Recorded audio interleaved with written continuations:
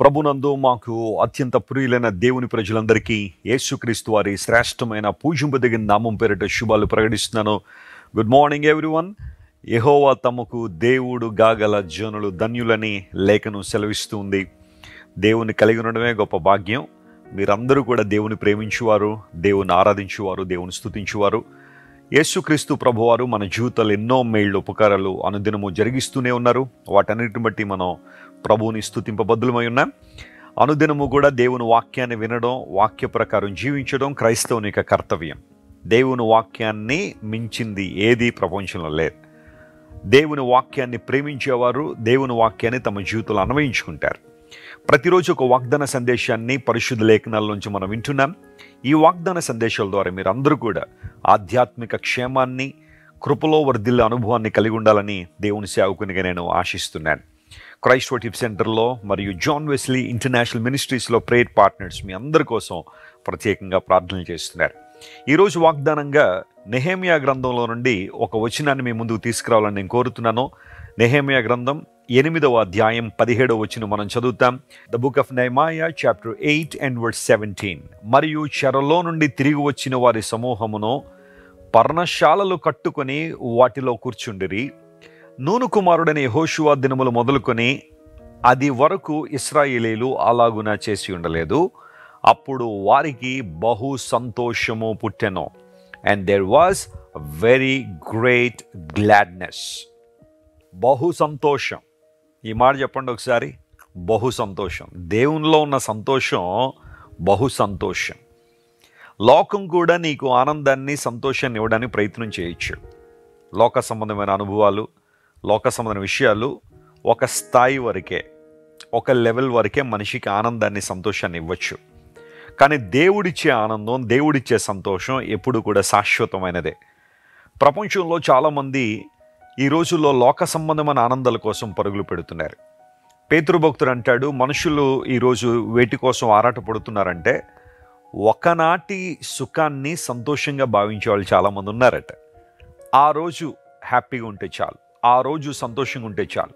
ఎలా బ్రతికేసినా పర్లేదు, ఎలాంటి పాప జీవితాన్ని జీవించినా పర్వాలేదు, తిరుగుబాటులో బ్రతికినా పర్వాలేదు, దేవునికి అవిధేయంగా జీవించినా పర్వాలేదు, ఆ రోజుకి మేము ఆనందంగా ఉంటే చాలన్నట్టుగా చాలామంది బ్రతుకుతున్నారు. అయితే ఆ ఒక్కనాటి సంతోషం కోసం, ఒకనాటి సుఖం కోసం పరుగులు పెట్టిన వారు ఆ తర్వాత రోజుల్లో విస్తారమైన బాధలు, విషాదభరితమైన సంఘటనలు ఎదుర్కొంటున్నారు.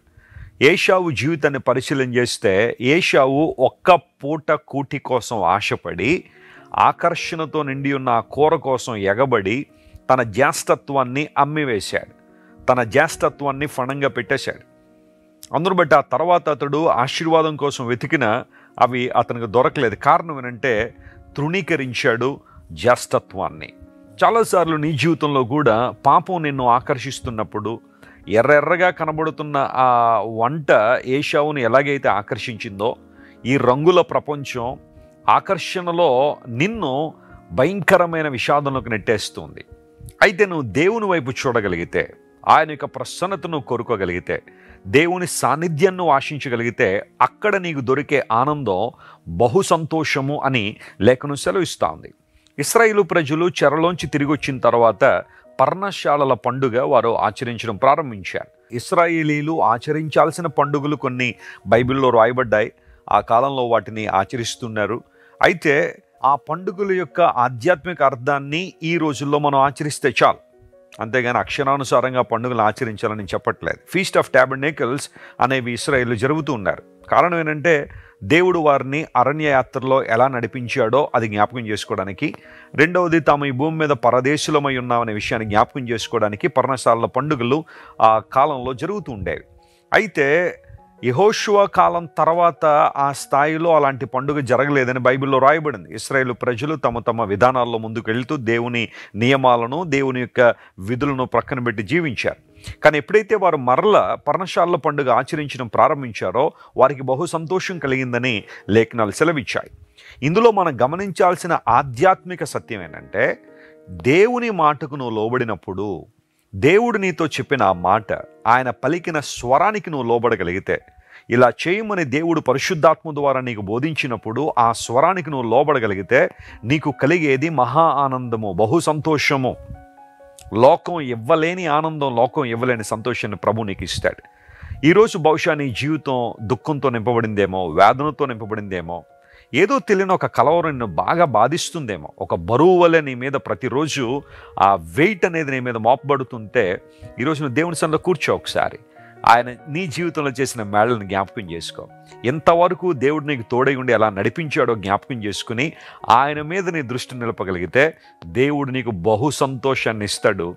ఈ ఆనందం ఎలాంటిది అంటే చెప్పనసఖ్యమును మహిమాయుక్తమైన ఆనందం, అన్స్పీకబుల్ అండ్ గ్లోరియస్ జాయ్. అలాంటి ఆనందాన్ని దేవుడు మీకు ఇవ్వాలని దేవుని సేవకునిగా మనస్ఫూర్తిగా కోరుతున్నాను. మీకోసం ప్రార్థన చేస్తాను. కళ్ళు మూసుకునండి. ప్రేమగల మా తండ్రి, గొప్ప దేవ, ఈరోజు మీరు మాకు ఇచ్చిన వాగ్దానాన్ని బట్టి నీకు స్తోత్రాలు.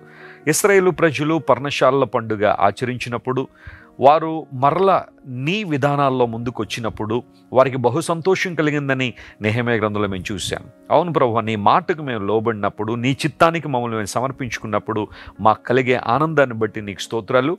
ఈరోజు మా ప్రియులు ఎంతమంది అయితే దుఃఖంలో, వేదనలో, కన్నీటిలో ఉన్నారో వారందరినీ మీరు దృష్టించి వారి హృదయాల్లో నూతనమైన ఆనందాన్ని పుట్టించమని కోరుతున్నాను.